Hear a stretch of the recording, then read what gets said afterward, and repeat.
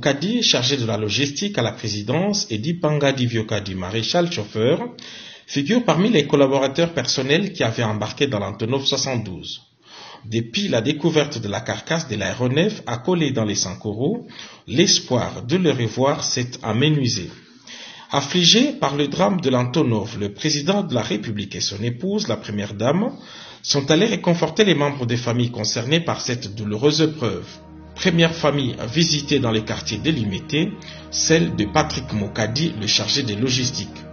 Face à des membres de famille et proches désespérés, le chef de l'État a témoigné par sa présence, sa proximité avec ses collaborateurs.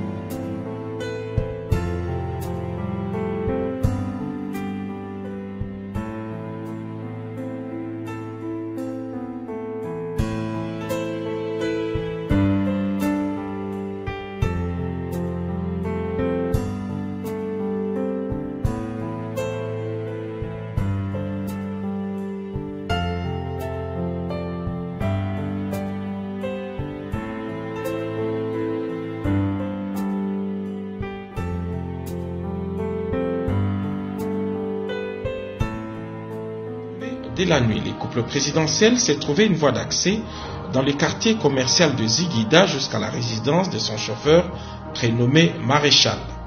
L'épouse et les enfants d'Ipanga, visiblement choqués par la disparition de leur père, ont retrouvé la chaleur parentale avec cette visite présidentielle. Félix-Antoine Tshisekedi Tshilombo et la distinguée Denise Nyakeru sont restés pendant près d'une heure dans la famille d'Ipanga. Pour Patrick et Maréchal, tout comme pour tous les autres collaborateurs de ses services personnels, le président de la République a dit tout mettre en œuvre afin que lumière soit faite sur ce drame. À travers la cellule de crise qu'il supervise personnellement, le chef de l'État, Félix-Antoine Tshisekedi Tshilombo, suit de très près les recherches dans la jungle des sangs.